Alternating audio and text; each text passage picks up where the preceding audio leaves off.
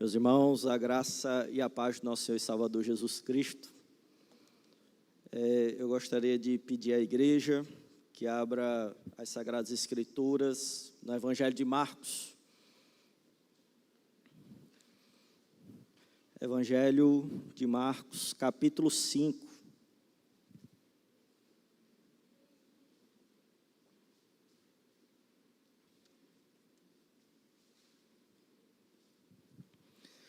Evangelho de Marcos, capítulo 5. Deixe sua Bíblia aberta. Se atente a essa fala aqui, meus irmãos, não é minha fala, certo? É uma fala de um documentário de 2010 sobre o sistema educacional.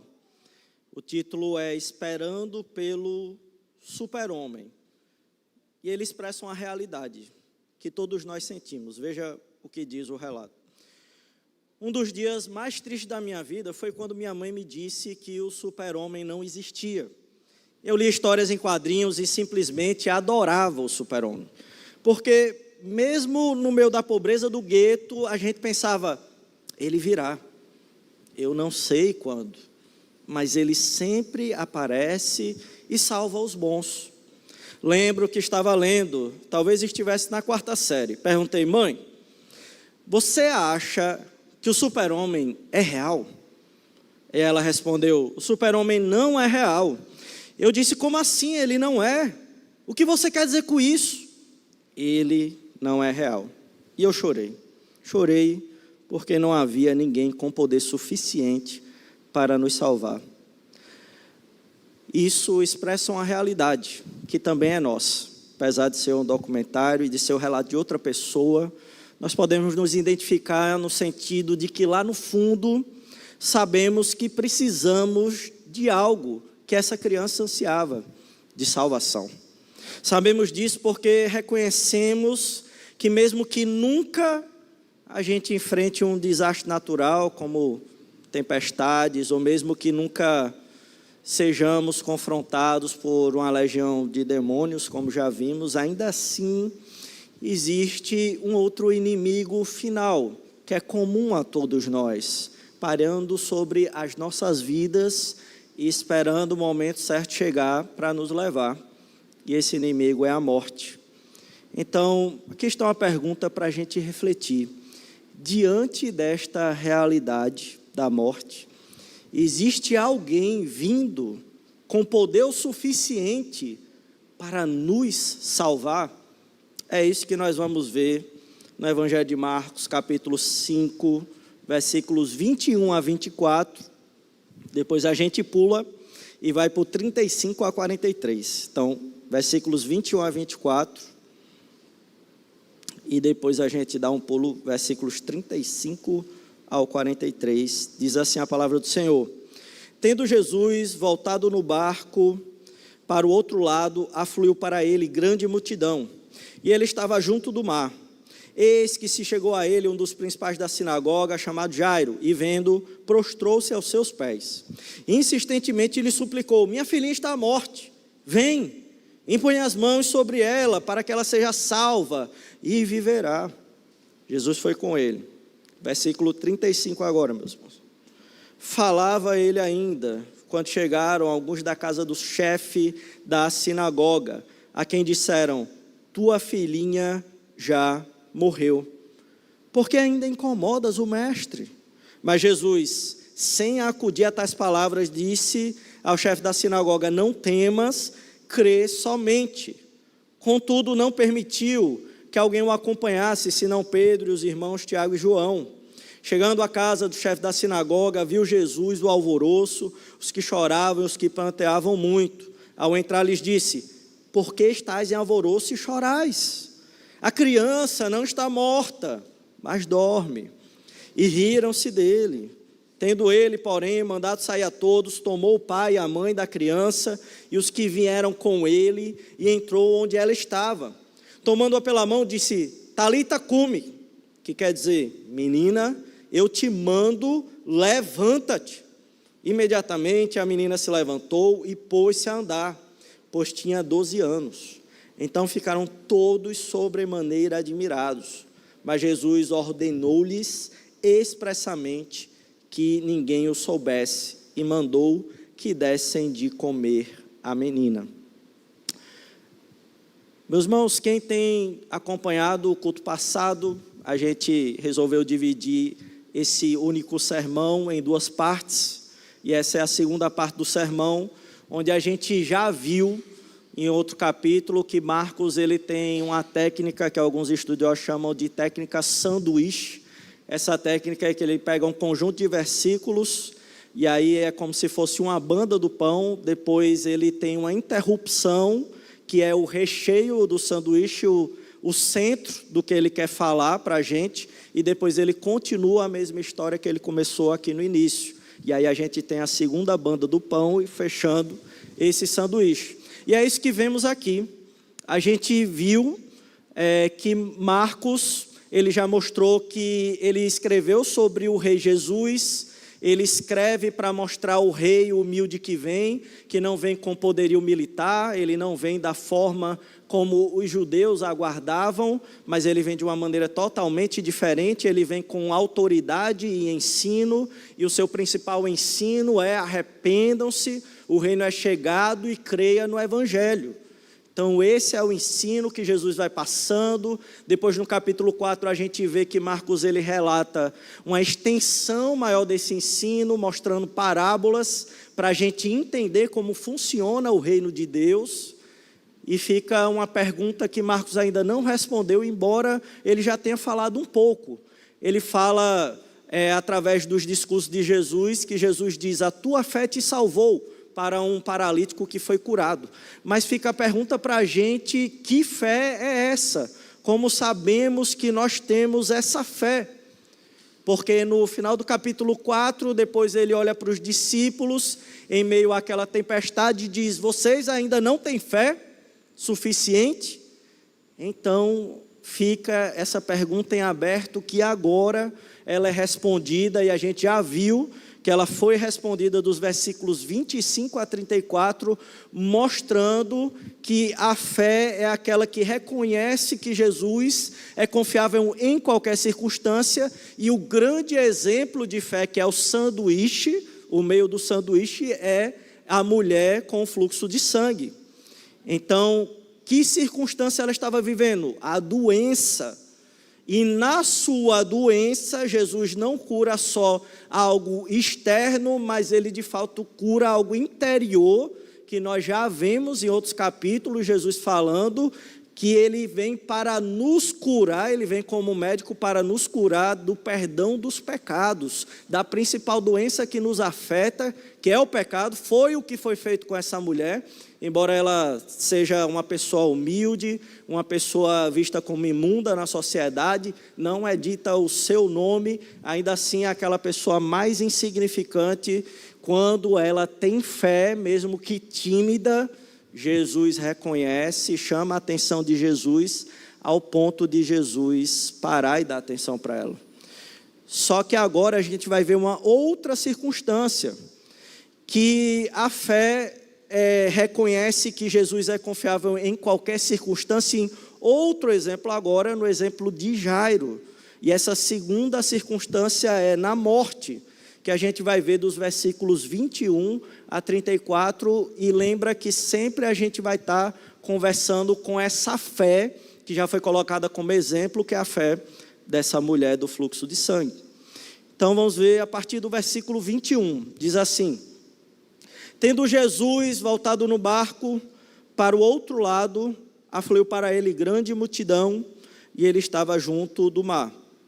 Seus irmãos lembram, o capítulo 5, a gente viu um endemoniado que Jesus exorcizou, e ele foi para uma região gentia, na cidade de Gadara, ou Gezara, depende da sua tradução, mas o importante ali é mostrar para a gente, para os leitores, para o público, que Jesus ele vai para uma cidade onde só existia gentios. Nós vemos através da criação de porcos e outros elementos.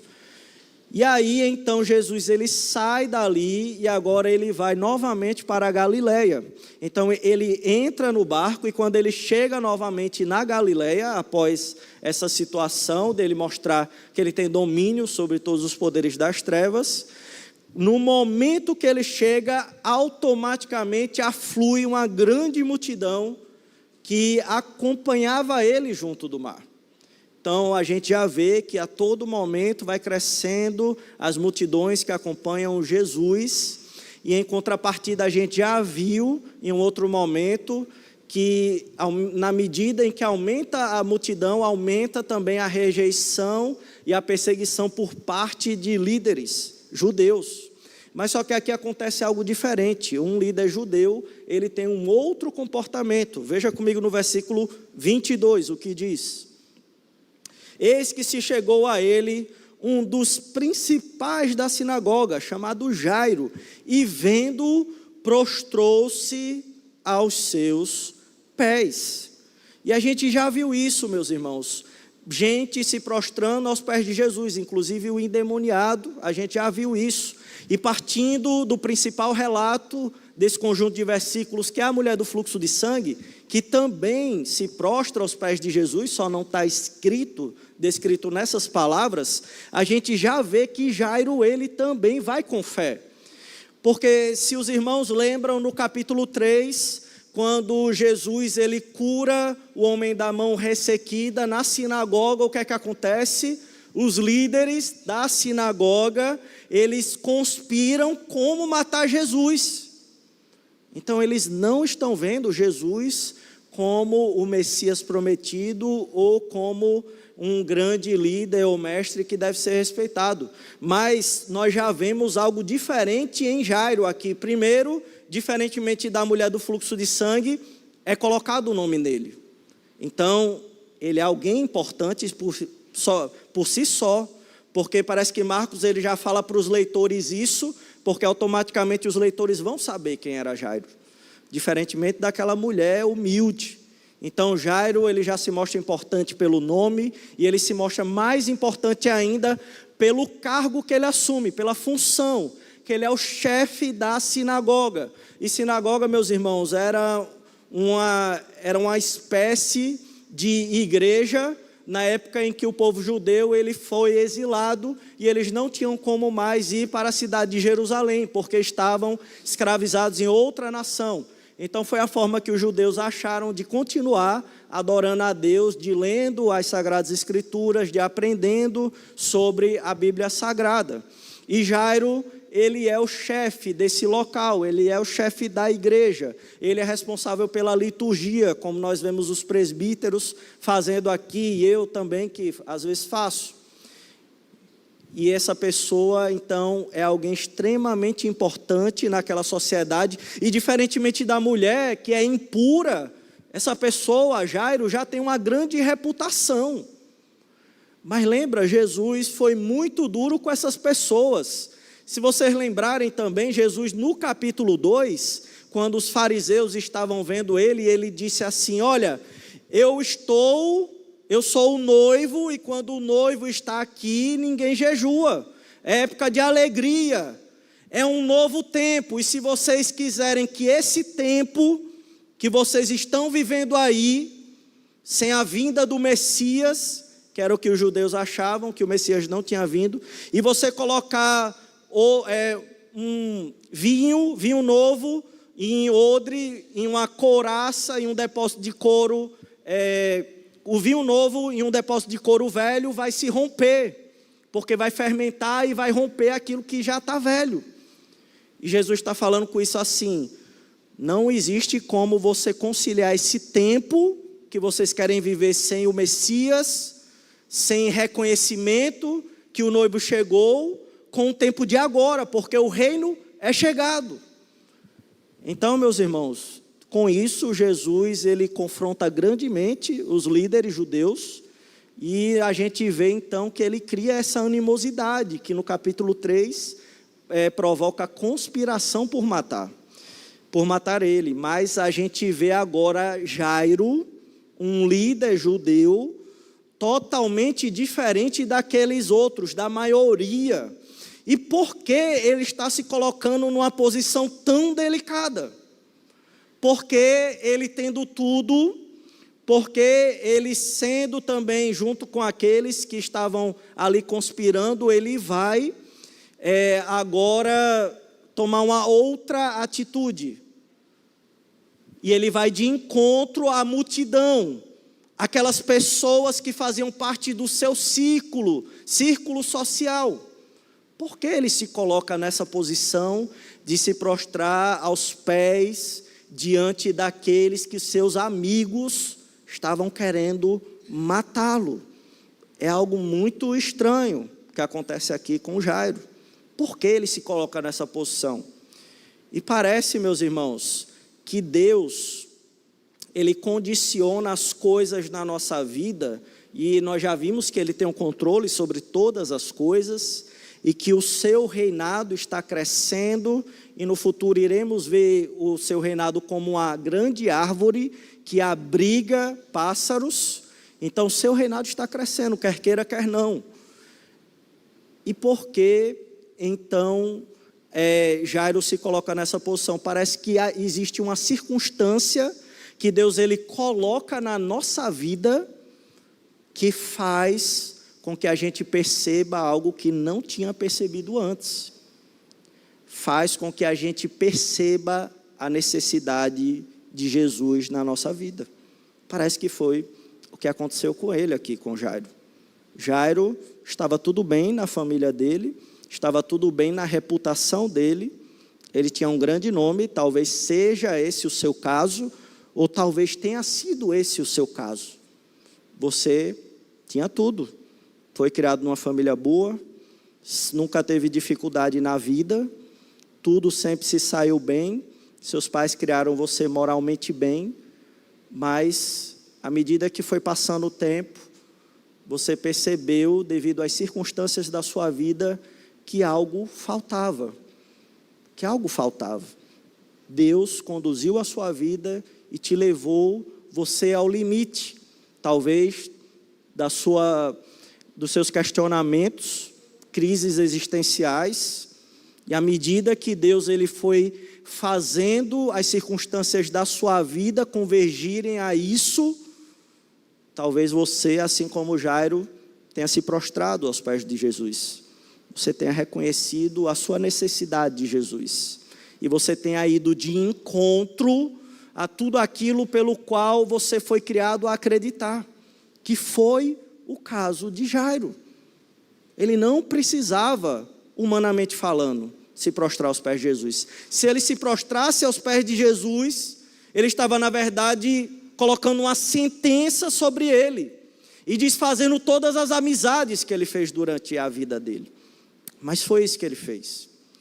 Vamos ver o que é que o levou de fato a fazer isso. Versículo 23, veja comigo. Insistentemente lhe suplicou: minha filhinha está à morte, vem, impõe as mãos sobre ela, para que ela seja salva e viverá. Meus irmãos, parece então que quem é pai aqui sabe que quando o seu filho está numa situação difícil, nós faríamos de tudo para solucionar aquela situação que os nossos filhos estão passando. Isso se você é um pai que ama o seu filho. E parece que Jairo é esse pai que ele tem tudo. Só que ele não tem a solução para o que a sua filha está passando. E a circunstância de vida que ele foi levado ao limite, onde nenhuma assistência humana, onde nenhum dinheiro, onde a sua reputação, ela não serviria para solucionar o seu problema. O seu problema pode ser outro, o meu problema pode ser outro. Mas no caso de Jairo, era a sua filha. Nada dos recursos humanos poderia fazer com que ele solucionasse o problema da sua filhinha. Então ele sabe que uma pessoa pode fazer isso. E isso desperta a fé nele. Isso faz com que ele enxergue Jesus de uma maneira diferente, porque Jesus colocou as circunstâncias na vida dele para criar um coração quebrantado. Lembra daquele solo fértil que nós já vimos? Aquele solo que ele vai frutificar. Foi isso que Jesus, que o Deus soberano, fez na vida de Jairo. Ele fez com que as circunstâncias quebrassem a dura cerviz dele, o seu pescoço, a todo momento olhando assim, para que ele se prostrasse aos pés de Jesus, e Jesus permitiu que fosse mexido algo na sua família, a sua filhinha. A ameaça não era nem com ele, mas era com a filha dele. E a filha dele iria enfrentar a morte. E a situação que acontecia com a filha dele provocou a fé em Jairo, ao ponto de ele ver a realidade da morte na filha, e ele temer o pior, e ele buscar a solução. E meus irmãos, a realidade da morte é algo extremamente difícil. Nós, como pais, a gente nem pensa em morrer depois dos nossos filhos. A gente não pensa nisso. O curso natural da vida é que os nossos filhos nos enterrem. Então veja a situação difícil. Talvez a sua vida esteja assim, onde o curso natural não está fluindo, mas talvez seja a própria mão de Deus para que algo aconteça, para que a sua fé seja trabalhada, assim como a fé de Jairo está sendo aqui trabalhada. E Jesus, diante desse pedido de Jairo, diante da fé, nós já vimos que Jesus não ignora nenhuma fé tímida, nenhuma fé da pessoa da base da pirâmide social, nenhuma fé que era considerada uma pessoa imunda, quanto mais a fé de Jairo. Então ele vai com ele. Versículo 24, Jesus foi com Jairo. E meus irmãos, nós vemos dos versículos 25 a 34, 10 versículos, você com um problema grande na sua vida, você é alguém importante, e durante 10 versículos, Jesus, ele dá atenção a uma pessoa que era ignorada pela sociedade. E você está com um problema urgente. E talvez, meu irmão, minha irmã, você, assim como eu, já tenha passado por algum problema que você tenha visto como urgente. E você sabe que quando o seu problema é urgente, você quer resolver naquele momento. Você quer resolver para ontem. Só que Jesus, ele para, ele conversa, quem me tocou, e Jairo está lá, querendo que a filha dele, porque Jesus parou, meu Deus. E talvez você e eu não temos a percepção que Jesus, ele não deixou de andar com a gente, embora pareça que tudo esteja parado na sua vida. Pareça que você não está vendo Jesus trabalhar na sua vida, ou parece que ele está atrasado em alguma coisa na sua vida. Na verdade, Jesus, ele está assim como estava acontecendo com Jairo, testando, purificando a fé de Jairo naquela situação, para que ele fosse apresentado como homem maduro, provado, purificado pelo ouro, e sua fé ela fosse amadurecida. Não é que Jesus, ele se atrasa, não é que Jesus não está no controle da situação, não é que Jesus parece que não está com você. O problema somos nós. O problema somos nós, diante da percepção da situação em que estamos vivendo. E veja comigo como é verdade isso. No decorrer do texto, a gente vai ver o que é que Jesus vai falar para Jairo. Versículo 35. Então acompanhe o restante da história. Versículo 35. Jesus cura a mulher, tem aquela interrupção, e agora o que acontece? Falava ele ainda, quando chegaram alguns da casa do chefe da sinagoga, a quem disseram: tua filha já morreu, por que ainda incomodas o mestre? Então, meus irmãos, parece que Jesus, Deus em sua soberania, Ele vai nos levando ao limite de onde nós achamos que não podemos nem chegar. E parece que foi isso que aconteceu com Jairo. A decisão de atender aquela mulher acabou colocando uma tragédia. E talvez você tenha passado por algum problema desse na sua vida. E você esteja colocando a culpa em Deus. Falando: Deus, por que você fez isso? Por que você permitiu que isso acontecesse? Porque essa situação, ela precisava de uma intervenção naquele momento. E isso não aconteceu. Foi o que aconteceu com o Jairo. A filha dele não está meramente doente agora, que foi o que já vimos, que Jesus fez. Jesus curou várias pessoas, e Jesus curou inclusive a mulher do fluxo de sangue. Mas o problema agora não é mais uma doença. Não há vida naquela pessoa. Não há nada mais para ser curado. O que é que Jesus agora pode fazer diante da morte?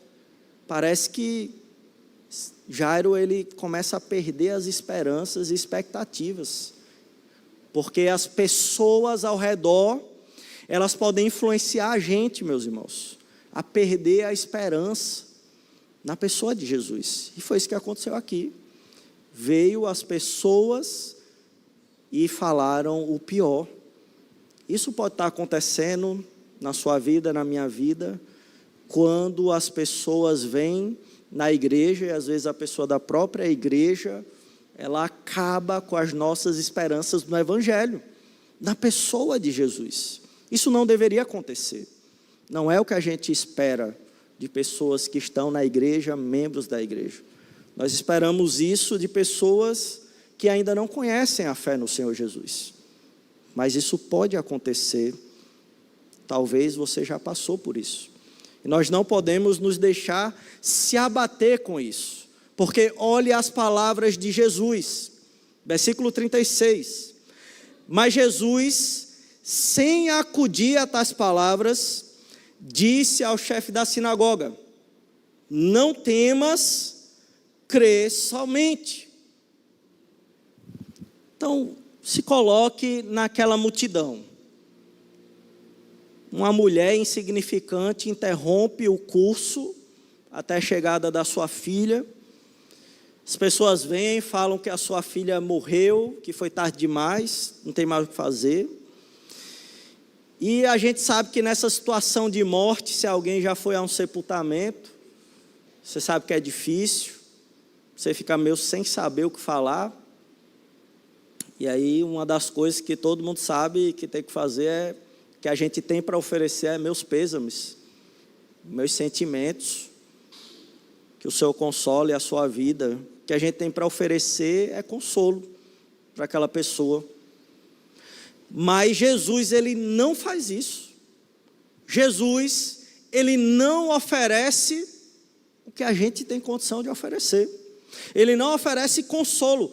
Parece então que Jesus, ele tem algo maior para oferecer. Ele oferece algo audacioso. E o que é que ele oferece? Numa situação dessa, difícil, ele oferece algo que nós não podemos oferecer por nós mesmos. Ele oferece esperança. Ele diz: não temas, crê somente. Mas não temer o crer, não temer o quê e crer no quê? O que exatamente Jesus está pedindo a esse homem para que ele não tema? E no que ele está pedindo para que esse homem creia? Nesse contexto, a gente sabe que só pode significar duas coisas: para que ele não tema a morte e para que ele creia em Jesus. Jesus está falando que ele pode vencer a morte. Do que é que você tem medo? Parece aquelas perguntas que a gente vê numa abertura de conversa ou testes, que a gente vê numa lista assim, do que você tem medo? Coloque na lista, o que é que estaria no topo da sua lista, da minha lista? Talvez medo de altura, medo de aranha. Minha esposa tem medo de barata, fobia de barata. Se ela vê uma pequenininha, ela já morre de medo. Acho que algumas pessoas podem se identificar com esse aí. Mas por que temos medo? Do que realmente nós temos medo? Na verdade, o que está por detrás de todos os outros medos? Na verdade, qual é o medo central que todos temos em comum? Provavelmente, e na verdade eu diria com certeza, o medo da vida, o coração parando, o último suspiro, os relacionamentos que se encerram. A gente teme o fim, a gente teme a morte. Portanto, a gente precisa levar com muita seriedade o que está sendo dito aqui por Jesus. Jesus, ele olha diretamente para a ameaça, o nosso maior inimigo, e ele diz: não temas isso. E Jesus, em vez de temer a morte, ele diz: o seu papel, o meu papel, o papel de Jairo é crer que Jesus pode vencer a morte. A pior coisa que poderia acontecer com a gente é temer a morte e não crer em Jesus. Então nós devemos crer que Jesus, ele pode desfazer o fim, o aparente fim que existe nas nossas vidas.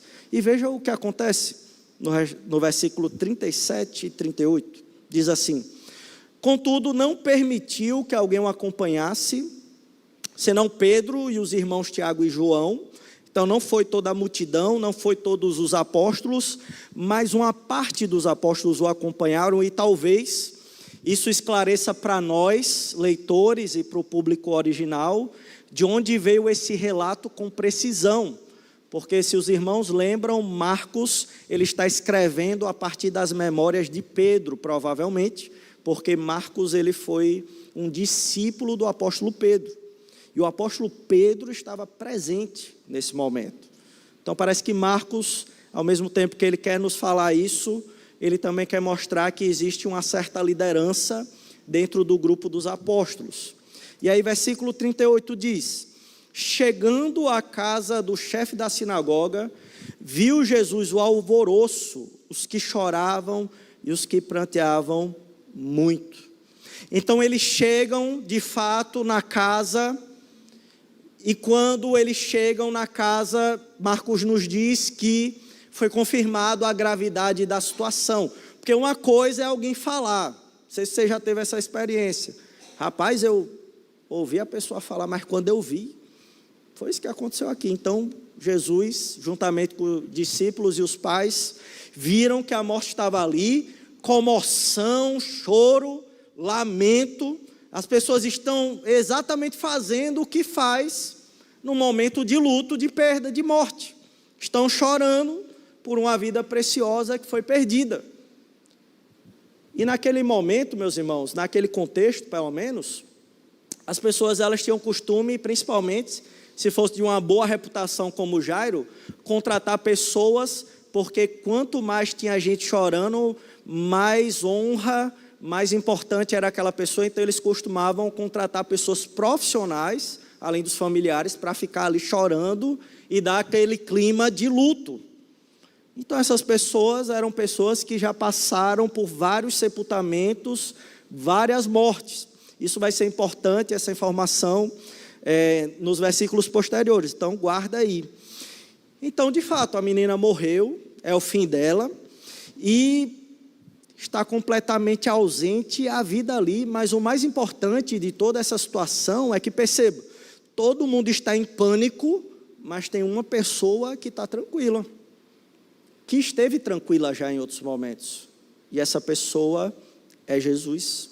Jesus está sem nenhum pânico. Inclusive ele fala no versículo 39, ao entrar lhes disse, por que estáis em alvoroço e chorais? A criança não está morta, mas dorme.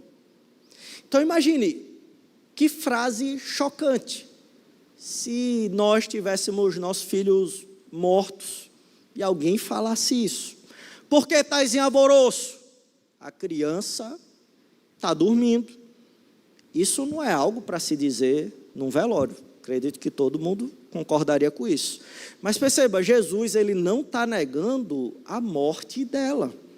Ele está, na verdade, reinterpretando algo que nós não conseguimos interpretar plenamente sem Jesus. Jesus ele está reinterpretando a morte à luz do seu poder. Com Jesus, esse é o ponto, com o seu poder, a morte não é mais um problema. A morte é apenas um sono profundo.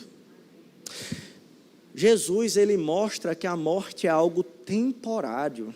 Ele mostra que ele tem a capacidade de despertar aqueles que estão mortos. E a gente sabe, meus irmãos, que aqui se refere a, de fato, uma morte física. Aconteceu essa morte. A pessoa, de fato, teve a vida interrompida.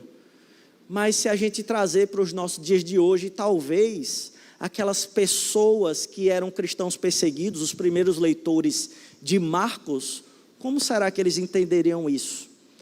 Creio eu que provavelmente eles se lembrariam de onde Jesus os resgatou, da percepção limitada que eles tinham da vida, que um dia eles se encontravam assim como a filha de Jairo, morta. Eles se encontravam mortos apesar de estarem vivos na carne. Mas só que Jesus, devido à sua obra de salvação, tira a venda dos seus olhos, assim como ele tirou das nossas que cremos no Senhor Jesus. Nós não tínhamos condição de fazer nada, e assim como foi Jairo, alguém levou Jesus até nós, trouxe a palavra de Cristo até nós, e nós agora temos uma percepção diferente da vida. Temos uma percepção diferente da vida, porque antes andávamos mortos, mas agora fomos despertados. Jesus, ele nos despertou desse estágio profundo de sono, em parte, não totalmente, em parte, e os irmãos vão entender por que em parte. E versículo 40, o que é que aconteceu? Diz assim, e riram-se dele. Tendo ele, porém, mandado sair a todos, tomou o pai e a mãe da criança, e os que vieram com ele, e entrou onde ela estava. Então, parece que é um pouco semelhante, né, o que acontece quando a gente se converte também. As pessoas zombam da gente, riem das coisas que a gente faz, dos nossos princípios, de a gente dar tanta atenção de ir no domingo à igreja, da gente ter o compromisso de viver a fé. E parece que isso aconteceu com Jesus, de ele falar e ele ser o Senhor de todas as coisas e ter uma percepção muito mais profunda do que aquelas pessoas. E Jesus, devido ao discurso que ele faz, porque vocês estão alvoroçados. Essas pessoas, elas se acham que entendem mais do que Jesus, e parece que eles dizem assim, Jesus, a gente já foi a mais enterro do que você tem de vida. Jesus estava ali por volta dos seus 30 anos, e talvez, quem sabe, tinha profissionais aqui de 40, 50, 60 anos chorando naquele enterro, e eles zombam. Você está querendo dizer que a gente não sabe que essa menina está morta, ela está morta, a gente já foi há muito enterro. A gente sabe o que aconteceu aqui. Você chegou tarde demais. E parece que a resposta de Jesus, frente a esse alvoroço que estava sendo criado por essas pessoas que o zombam, é restringir o grupo novamente, que ele já tinha chamado só de 3 apóstolos, pega o pai, pega a mãe, e agora ficam 5 pessoas, 5 adultos ali, de frente com uma criança morta. Fechado portas e fica a pergunta, o que é que vai acontecer aqui? Que talvez, mais uma vez, esse relato está sendo enfatizado, essa restrição dos apóstolos, porque as memórias as memórias de Pedro, narradas por Marcos. O que é que será que Jesus vai fazer? Será que Jesus ele vai invocar, fazer uma invocação e ficar, sai Satanás, ou vai expulsar, reviva, e vai ficar 40 minutos, 30 minutos, 20 minutos ali, e vai ter todo um ritual, e vai falar em latim, ou vai fazer alguma recitação, alguma fórmula mágica, o que é que ele vai fazer? E meus irmãos, nós vemos no versículo 41 o que é que Jesus faz. Tomando-a pela mão, disse, Talita, cumi, que quer dizer, menina, eu te mando, levanta-te. Veja só, Jesus está num local que para qualquer um de nós não é fácil. Jesus, ele pega numa mão gelada de defunto, sem vida, repousando sobre a cama, e ele toma aquela mão em sua própria mão, e se vocês leram Levítico, aqueles primeiros 5 livros da Bíblia, você vai perceber que para o judeu tocar em morto era ficar impuro, e a gente já viu que Jesus ele purifica até os mais impuros possíveis, como aquela mulher do fluxo de sangue. Parece que Jesus ele não tem medo da impureza, porque ele é puro o suficiente para tornar qualquer coisa pura. E ele pega aquela mão e ele fala diretamente com a pessoa morta. Como se a morte ela fosse só mais um espectador indefeso em relação à presença de Jesus. E Jesus ele diz, Talita cumi, que é uma expressão falada pelos judeus da época, numa linguagem que a gente chama de aramaico, que é o grego misturado com o hebraico. Eles fizeram ali uma nova língua, e aí talvez Marcos ele faça questão de registrar essa fórmula para mostrar o contexto dessa história completa, que talvez alguns irmãos, assim como acontece no nosso meio, acha que as coisas acontecem por fórmulas mágicas, acha que abrir a Bíblia em Salmo é um amuleto, ou senão que vir para a igreja todo domingo diz que você é crente. Mas essas coisas não são assim, meus irmãos.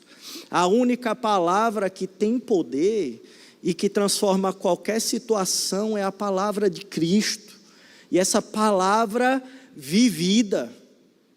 E parece que essa expressão aqui, ela serviu na mente dos leitores e público original da época, para lembrar então que isso não é uma fórmula mágica para ressuscitar mortos, mas que foi o momento em que Jesus estava revelando algo para nós. E essa expressão ela é traduzida porque muito do público poderia ser gentil e não entendesse, e aí Marcos traduz, ele diz, isso significa menina, minha pequena cordeira, eu te digo, levanta-se. Então Jesus ele dá uma ordem para essa pessoa morta, e o que é que acontece? Versículo 42, veja comigo, imediatamente a menina se levantou e pôs-se a andar, pois tinha 12 anos, então ficaram todos sobremaneira admirados. E meus irmãos, mais uma vez, quem tem filho ou quem é tio muito novo aí, sabe que Jesus ele consegue fazer algo que a gente não consegue, que é acordar os nossos filhos rapidamente. Jesus, ele consegue acordar uma menina morta. E a gente tem mais dificuldade de acordar nossos filhos de manhã. Parece que para Jesus, ele está fazendo algo muito fácil para ele. Ele está despertando alguém da morte para a vida. E esse é o ponto. Jesus entra no quarto, uma criança está morta, mas ele não se intimida nessa situação. Ele não precisa invocar nada, ele é o próprio Deus. E Marcos está nos relatando aqui. Ele é o Evangelho. O Evangelho é sobre o Filho de Deus. O rei chegou. E o que o rei fala, a ordem que o rei emite, até os mortos, eles obedecem e eles se levantam. A morte, ela é terrível. Talvez você já tenha lidado com ela em algum momento da sua vida. Ela é dolorosa, ela é feia, ela é antinatural e ela acontece com todas as pessoas. Ela é um inimigo que nos causa muito dano. Mas não é a morte que reina, meus irmãos. É Jesus Cristo que reina sobre a morte. Jesus, ele está no comando. Jesus, ele mostra que de fato o tempo é chegado. E ele nos mostra a completude desse seu reinado. Ele coloca um pedaço do seu reinado para que a gente deslumbre. E como eu disse, nós fomos ressuscitados dos mortos, meus irmãos. Todo aquele que crê que o Senhor Jesus veio encarnado, ele veio como rei e quer servi-lo, e crê na sua obra de salvação e se arrepende dos seus pecados, foi ressuscitado. Completamente não, mas vai existir um momento no futuro onde seremos completamente ressuscitados e onde o pecado não mais nos dominará, onde a morte não terá domínio completo, e basta a gente ter fé no Evangelho. O Evangelho é sobre uma pessoa, e essa pessoa é Jesus, o Rei, Jesus, o Cristo. E Jesus, ele mostra para nós, então, a restauração que ele tem a capacidade de fazer nas nossas vidas, usando a filha de Jairo como exemplo. E perceba, foi através da fé do pai, a fé do pai da família, que o Evangelho entra naquela casa e é manifestado para aquela criança que agora ressuscita dos mortos. Quem sabe Deus, ele não está colocando você numa situação que você não tinha tempo para a sua família, que agora você tem tempo para a sua família, para você dar mais atenção à sua família e priorizar algo que é essencial, meus irmãos, que é o Evangelho de Deus na sua casa, na sua família. O Evangelho, a pessoa de Jesus, é a principal herança que você pode deixar para os seus filhos, para os seus pais, para os seus avós, para os seus netos. E talvez Deus, ele fez algo na sua vida que está colocando você mais tempo dentro da sua casa, não simplesmente para você investir na educação formal dos seus filhos, mas principalmente para você viver o Evangelho dentro da sua casa. Porque as palavras de Jesus têm poder, a pessoa de Jesus tem poder de ressuscitar qualquer um dos mortos, e ele vai realizar a ressurreição completa. E nós podemos alimentar essa esperança em nós, porque isso é uma miniatura do que vai acontecer no porvir. Imagine os cristãos daquela época que morriam presos, que tinham pernas, braços decepados, cicatrizes no corpo, e eles vendo esse relato aqui da ressurreição. Com certeza isso trazia esperança para eles, e renovação, encorajamento de continuar vivendo a fé, porque a vida verdadeira é servindo a Jesus, por mais que isso custe a sua vida agora, porque você vai ressuscitar. A nossa vida, para aqueles que creem, não terá fim. E como eu devo viver essa vida de ressurreição? Versículo 43. Mas Jesus ordenou-lhes expressamente que ninguém o soubesse, e mandou que dessem de comer à menina. Provavelmente a gente já viu em outros capítulos que existe um segredo que Marcos ele fica incentivando para as pessoas não relatarem. Quando ele cura o leproso, ele fala: olha, não relate isso que aconteceu. E aí o leproso vai, o ex-leproso, ele vai, relata, e Jesus nem consegue entrar mais na cidade.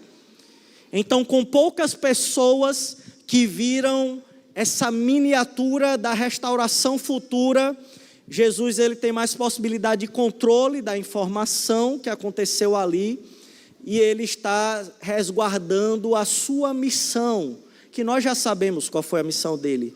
A missão dele foi ser o servo por excelência, conforme cantamos aqui, Isaías 53. Ser o servo, aquele que se doa sacrificialmente. Mas esse não era o momento de dar essa informação que Jesus fez, tamanho milagre, se espalhar naquele momento, porque poderia ser que antecipasse isso. Então Jesus se previne e diz: olha, vocês não revelem isso que aconteceu. Mas o mais importante vem para que a gente reconheça essa fé em Jesus em qualquer circunstância e na morte, o que Marcos fala agora. E mandou que dessem de comer à menina. Meus irmãos, parece que Marcos está falando assim para a gente: olha, Jesus ele operou uma grandiosidade, uma obra milagrosa na sua vida. De fato, você creu em Jesus como Filho de Deus, como Rei prometido, você se arrependeu, você confessou os seus pecados, você crê que o Rei chegou, que o reinado chegou. Então Jesus está falando: então viva. E talvez a gente se pergunte: mas aonde eu vou viver este reinado? Agora, na sua casa, na sua universidade, na sua escola, com seus pais, sendo marido, sendo esposa, porque Jesus fala: coma, viva a sua vida, mas não de mais de qualquer jeito, viva com o poder da ressurreição, viva o Evangelho de Deus, viva a Jesus Cristo, seja compromissado e evidencie para as pessoas o seu e o meu compromisso. Nós devemos fazer isso, porque isso é ter a fé verdadeira, é ter a fé no Messias prometido. Fé não é só um sentimento passageiro, é uma certeza profunda de que Jesus é confiável, mesmo quando tudo parece perdido.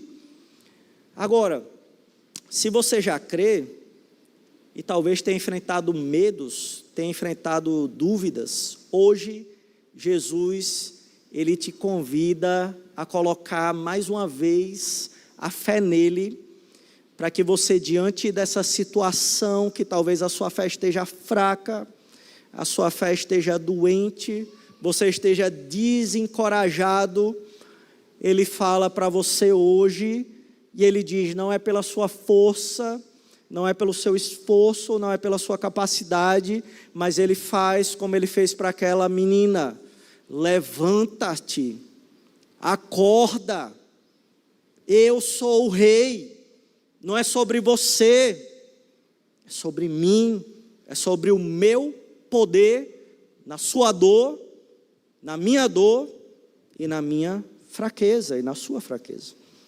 Mas se você ainda não crê em Jesus, não conhece a Jesus, saiba que ele não é o personagem, mas um personagem das histórias que nós lemos. Ele é real, Ele é vivo, Ele está aqui para nos salvar, Ele está aqui para perdoar pecados, para transformar vidas. Não espere mais, chegue a Jesus com fé, com confiança que Ele traz vida, vida eterna e esperança eterna. Não tema o fim, pois Jesus venceu a morte e Ele quer dar vida, vida em abundância.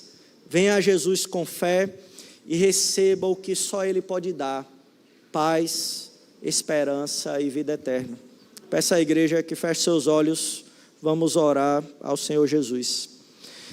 Deus, nós estamos aqui diante da Tua presença e diante desse relato, Deus, pedimos a Ti que nós não possamos nos parecer com os apóstolos naquele momento que eles estavam no barco e temendo a tempestade, e o Senhor olha para eles e diz: vocês não têm fé? Que o Senhor não olhe para a gente assim, meu Deus, tenha misericórdia de nós, que nós possamos olhar esses exemplos que vimos, principalmente o de hoje, de Jairo, e nós possamos ter a fé, que por mais que o Senhor tenha dado tudo em nossas vidas, nós possamos reconhecer a fé no Senhor Jesus, possamos reconhecer que existe um limite em nós, existe fraqueza em nós, e a compreensão, na medida em que cremos no Senhor Jesus, nos faz perceber do tamanho da necessidade que temos do Rei Jesus. Deus, nos faz compreender isso, que nós não podemos viver longe do poder da ressurreição, que nós precisamos, todo momento, lembrar dessa restauração que o Senhor realizou em nós. Nos traz à memória, Deus, e nos faz apropriarmos e torna eficaz essa obra de salvação, o poder que o Senhor nos tirou das trevas, torna visível em cada um de nós, na nossa igreja, que o Senhor aperfeiçoe o seu poder na nossa fraqueza, na nossa limitação, e nós possamos, Deus, ter a humildade de Jairo, que se prostra aos seus pés diariamente, que vê o tamanho da sua necessidade, e que os nossos corações prostrados, eles mostrem uma dependência tal de Ti, que nós possamos no nosso cotidiano, no nosso dia a dia de igreja, vivermos o verdadeiro evangelho, viver perdoando a quem não merece, viver amando quem não merece nosso amor, aqueles que nos odeiam, derrubando paredes sociais que tentam a todo momento se erguer dentro do Teu povo, meu Deus. Paredes de reputação, paredes de status social, que o Senhor derrube isso em nossos corações, para que na nossa igreja, em nosso coração, se torne evidente apenas uma pessoa, e as pessoas que visitem a nossa igreja saiam com essa mensagem sólida em nossos corações, que se manifestam em nossas ações, a esperança no Salvador Jesus, que nós possamos expressar isso como unidade, como única fé. É isso que eu te peço, Deus, em nome de Jesus, amém.